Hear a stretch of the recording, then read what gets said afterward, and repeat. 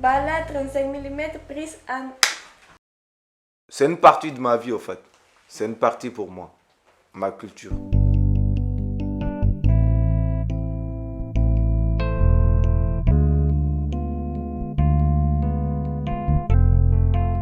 Alex 35 mm prise en... Ouais, nous étions plus d'une vingtaine quand la Croix-Rouge Savamento nous a repêchés dans la mer. C'est grâce à Savamento qu'aujourd'hui, je suis encore en vie. Gassama 35 mm prise en... Il n'y a rien sur le désert, quoi. C'est pas un lieu où on peut vivre, c'est pas une zone qui est très très dangereuse, quoi.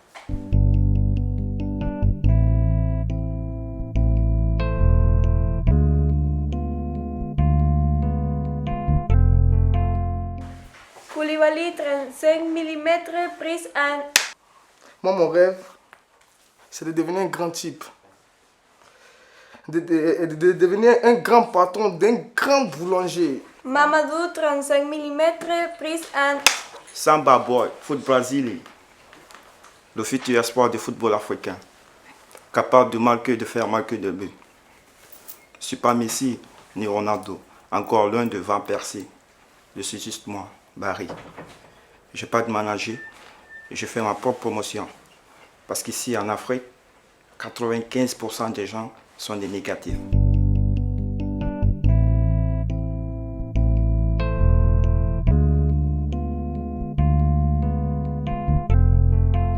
Kylian 35 mm prise en...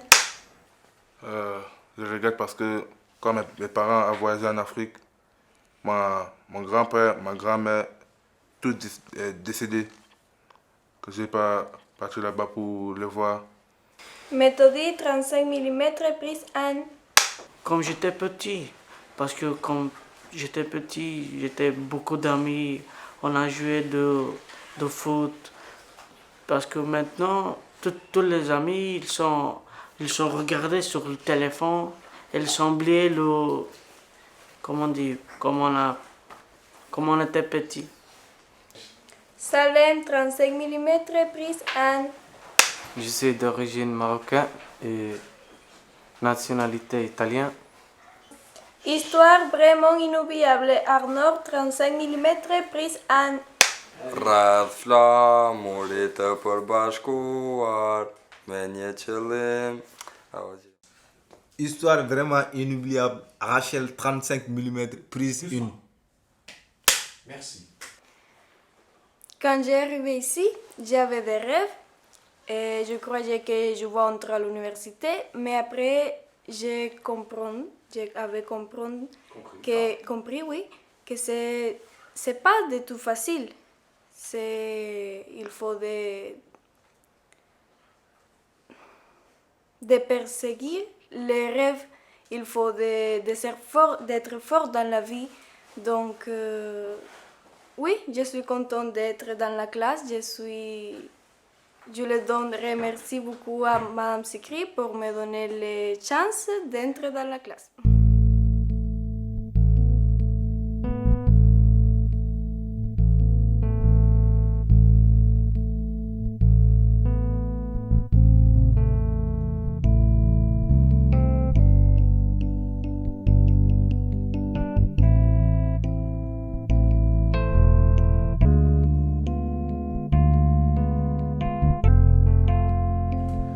Pour moi, l'Afrique, quand je vois que l'Afrique, ça ne va pas du tout, ça c'est lié à la colonisation où le dirigeant dirigeait de l'Afrique comme c'est toujours la France qui est derrière ces dirigeants corrompus et que ça n'arrive pas à stabiliser dans notre pays et voilà.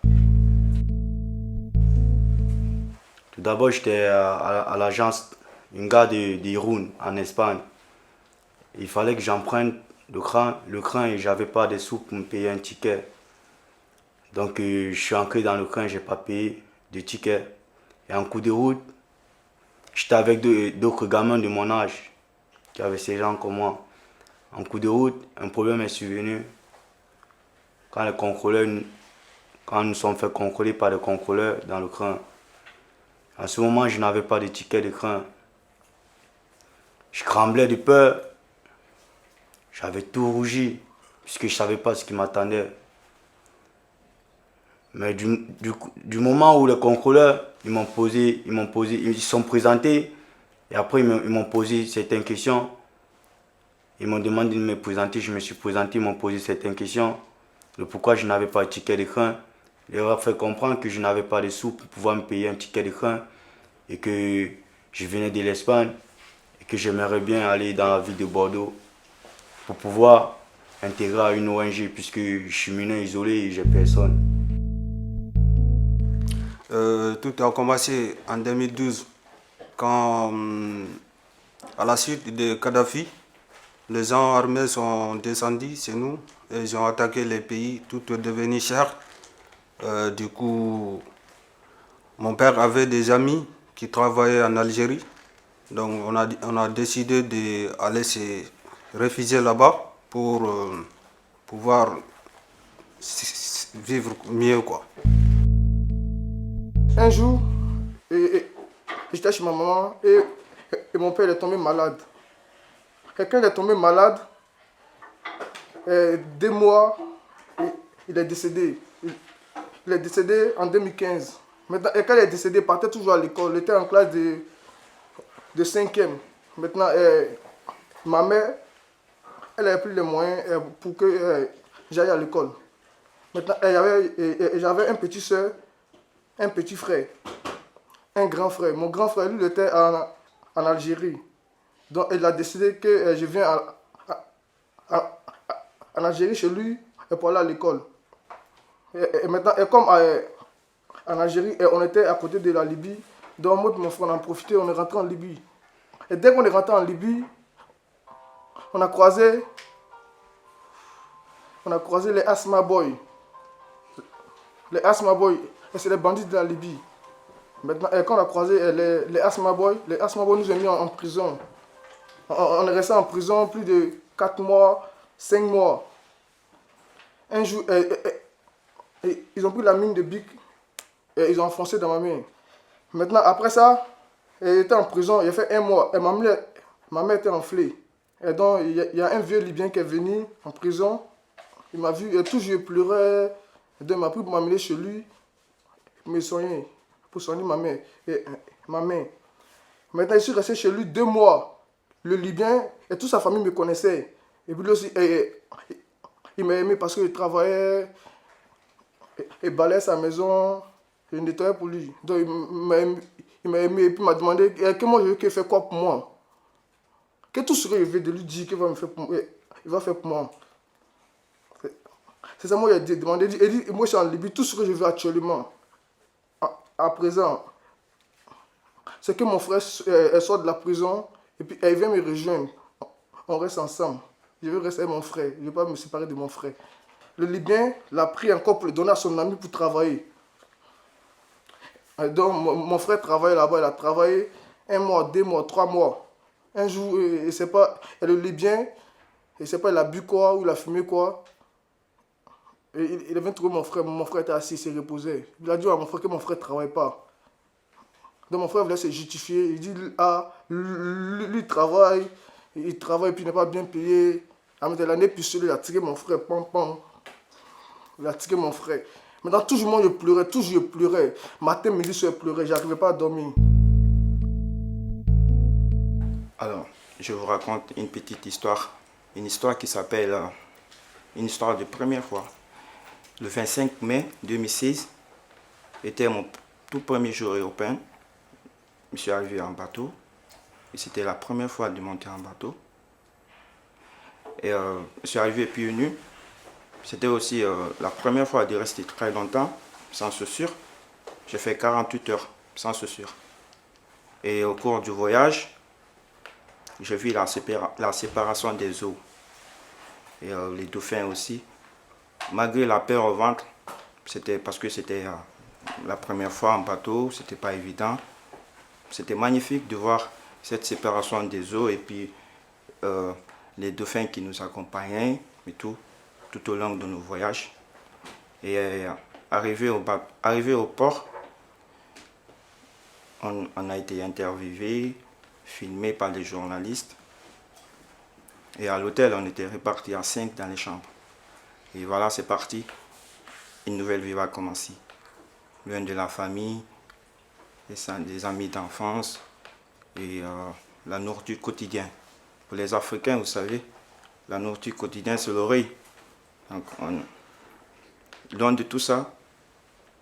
Et quelques semaines après, convocation à la préfecture. Prise d'emprunt, demande d'asile. C'est quoi l'asile? Aucune idée. J'ai aucune idée de l'asile. Parce que quand je viens ici, ma mère elle m'a trompé.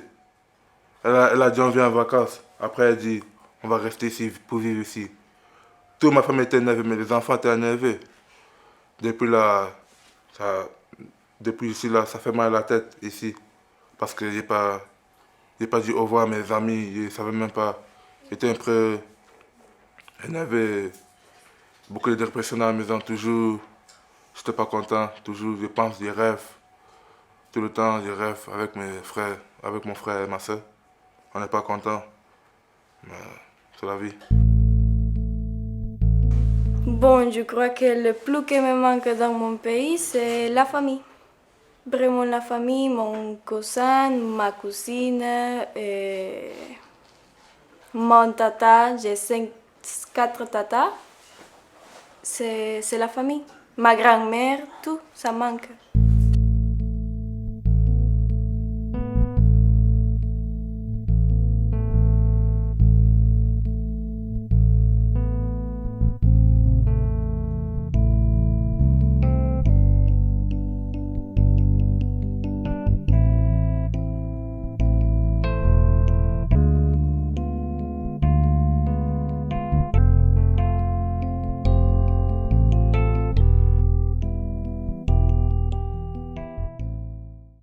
Mes rêves, c'est d'être un entrepreneur. Diriger une grande entreprise. Une entreprise de boulangerie ou pâtisserie. Mon pays, ça me manque vraiment. Si jamais j'aurai l'occasion d'aller monter une entreprise là-bas ou de quitter ce pays, c'est pas parce que je n'ai pas aimé la France ou vraiment mon pays me manque. Surtout, j'aimerais vivre avec ma famille. Je suis prêt à donner le meilleur de moi-même en exerçant une formation professionnelle avec lequel demain je pourrais organiser ma vie, je pourrais avoir une vie appropriée, une vie vraiment différente de celle d'hier. Bon, je me souhaite d'être un grand professionnel dans le métier ou les métiers que je vais apprendre, quoi. D'être grand et fort, transmettre ce que j'ai eu appris, de mettre ça aussi à mes frères. C'est tout. Et même ma mère, je la fais plein de bisous. Et puis je reviens en France encore, je travaille, je gagne ma vie, je construis au bled. Ouais. Je construis les entreprises au bled et pour les jeunes qui n'ont pas de diplôme, qui sont dans la rue. Et c'est ça ma vie. Pourquoi j'ai quitté la Guinée? Parce que j'avais dans ma tête un rêve immense. C'est quoi cet rêve? C'était de devenir footballeur. Moi, tout ce que je fais dans la vie, c'est quand ça correspond au foot. Sinon, je ne le fais pas. Actuellement, je vis dans la rue. Ça fait du bien. Ça me donne le courage de croire en moi. Pas à quelqu'un. Vous savez, la rue est une belle mère qui éduque ses enfants.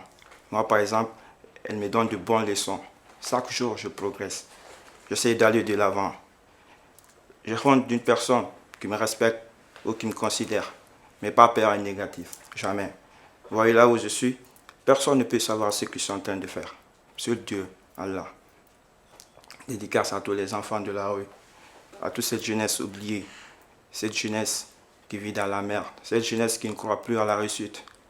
Dédicace aussi à toutes les familles isolées. Samba Boy serait là pour représenter tout ça, Inch'Allah. Maman, t'inquiète, ton petit fiston sera pro avant qu'on l'enterre. Radio Foot International. Parce qu'en français, il y a du travail, je suis scolaire bien. Après, comme j'ai fini avec l'école, je peux travailler, j'ai le diplôme. Et en Bulgarie, si tu as diplôme, tu travailles, mais tu ne touches pas bien, tu ne peux pas vivre. C'est pas comme ici en vrai, c'est pas comme en France. Parce qu'ici, tu travailles pour un mois et tu gagnes un salaire de 1200, 1300, 1500. En Albanie, il faut que tu travailles un mois, tu prends 350, 500 euros maximum. Bon, j'ai beaucoup de rêves. Et j'aime la psychologie, beaucoup la psychologie. J'aime aussi le commerce, vendeuse, c'est bon. Et j'aime les langues aussi, le tourisme, c'est bon aussi. On va voir petit à petit, on va voir qu'est-ce que la vie va me donner.